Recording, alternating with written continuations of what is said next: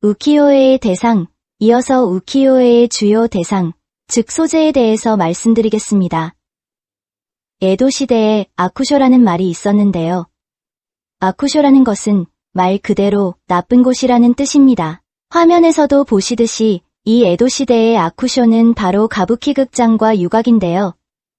에도막부는 이 가부키 극장과 유곽을 이대 아쿠쇼로 정해놓고 이곳은 필요하기 때문에 허가는 하지만 동시에 규제를 하고 있었습니다. 우키요에의 대상에는 번화가라든지 불꽃축제, 야시장과 같은 사람들이 많이 모이는 곳이 우키요에의 주요 대상이 되는데 이 이대 아쿠쇼는 에도에서 사람들이 가장 많이 관심을 갖는 곳이고 그리고 사람들이 가장 많이 모이는 곳이기도 합니다.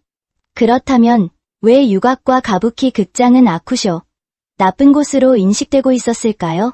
우선 유곽이라고 하면 유흥과 함께 성매매를 하는 곳이기 때문에 이런 곳은 지금도 규제를 받고 있어 상식적으로 당시에도 나쁜 곳이라는 것이 이해가 갑니다만 극장이라고 하면 지금 우리들의 일반적인 관점에서 봤을 때는 나쁜 곳이라고 평가하기는 힘들 것 같습니다.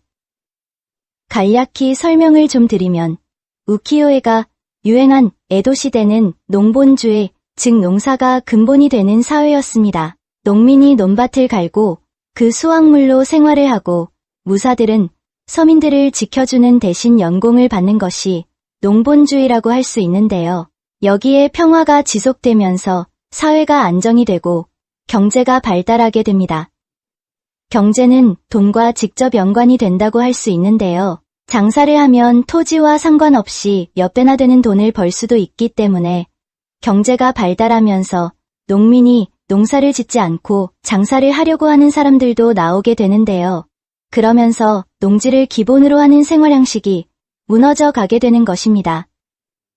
당시의 지배층인 무사들은 이 농본주의 사회가 무너지지 않도록 상업이 너무 발달하는 것을 꺼리고 있었습니다. 경제가 과열되어 거품이 생기면 농민도 들떠서 투자를 하고 상인이 빚을 주고 결국에는 토지를 빼앗아 가기 때문에 이런 것을 금지하고 농민에게 토지를 돌려주는 정책, 즉 덕정령이라는 것을 시행하고 때때로 사치와 향락을 금지하는 검양령을 내리기도 합니다. 에도 시대의 가부키는 지금으로 치면 영화, 텔레비전, 유튜브에 해당하는 매우 영향력이 큰 오락이었습니다. 즉, 가부키 연극으로부터 영향을 받아서 유행하는 복장, 즉 패션 등이 당시에도 많이 있었기 때문에 가부키 연극이 너무 화려해져서 경제가 과열되는 것을 막보는 문제라고 생각했습니다.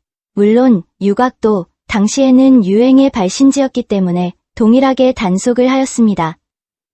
에도 시대의 가부키는 지배층의 무사들의 세계와는 동떨어진 서민들의 오락이었습니다. 무사들이 완전히 가부키를 안 본 것은 아니고 유명한 작품 같은 경우는 저택 내에 무대를 설치하고 보기도 했지만 직접 극장에 가서 보는 것은 있을 수 없는 일이었는데요. 즉 서민들에게는 오락이었지만 무사의 세계에서는 자신들의 지지 기반이라고 할 수 있는 농본주의를 무너뜨릴 수도 있는 아쿠쇼, 나쁜 곳이었던 것입니다. 또 가부키는 당시의 미디어의 역할도 포함하고 있어 선전활동을 사람들에게 할 수 있었는데요.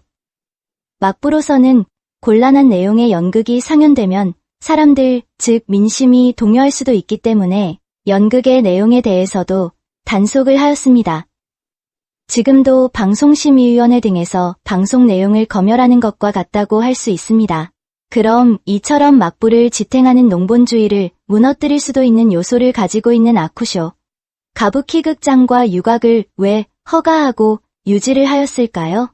이는 도시에 사람들이 모이면 오락이 필요하고 욕구를 해소할 곳도 필요했기 때문입니다. 이런 오락과 향락이 없는 도시는 매력이 없고 사람들이 모여들지 않고 도시에 사람들이 모여들지 않으면 막부의 관인들도 생활을 할 수 없었기 때문에 막부는 이런 유곽, 가부키와 같은 아쿠쇼를 도시 생활에 필요하기라고 여기고 허가는 해주되 규제를 통해 통제를 하였던 것입니다. 하지만 가부키 극장과 유곽은 막부의 입장에서 봤을 때는 아쿠쇼일 수 있지만 서민들의 입장에서 봤을 때는 돈이 있으면 누구라도 평등하게 대우를 받는 최고의 원더랜드였다고 할 수 있습니다.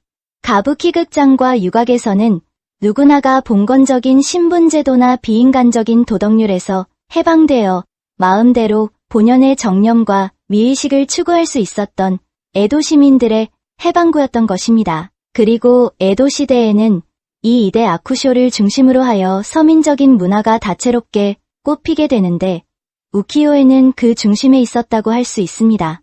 우키요에는 가부키 극장을 무대로 해서 가부키 배우가 모델이 되는 야쿠샤에라는 장르를 만들어냈고 유곽을 무대로 해서 미인화라는 장르를 만들어내게 되는데요. 유명한 가부키 배우나 에도 요시와라 유곽의 최고 인기 유녀의 경우 지금의 영화 배우나 아이돌처럼 에도 사람들에게는 최고의 관심사였기 때문에 이들 배우와 유녀를 모델로 한 야쿠샤에와 미인화는 날개 돋친 듯이 팔려나가게 됩니다. 우키요에가 상품이라는 의미에서 유키요에를 제작하는 출판사는 수요에 대응하기 위해 야쿠샤에와 미인화를 대량 생산하게 되는 것입니다. 그리고 유곽과 가부키 극장은 에도 시대 초기는 에도의 도심과 조금 떨어진 곳에 위치하고 있었습니다만 에도가 발전하고 도시의 규모가 팽창하게 되면서 외곽에 위치하던 유곽과 가부키 극장은 어느새 도심 한가운데 위치하게 됩니다.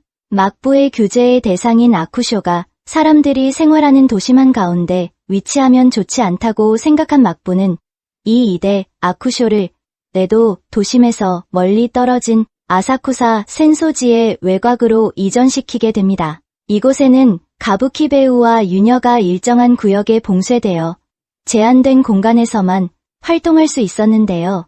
당시의 최고급 유녀의 경우는 지금의 재벌 정도의 재력이 있지 않고서는 만날 수도 없었고 가부키 연극 관람도 배우를 가까이서 볼 수 있는 자리는 지금의 금액으로 10만원 가까이 하는 고액이었기 때문에 쉽게 접근할 수 없었습니다.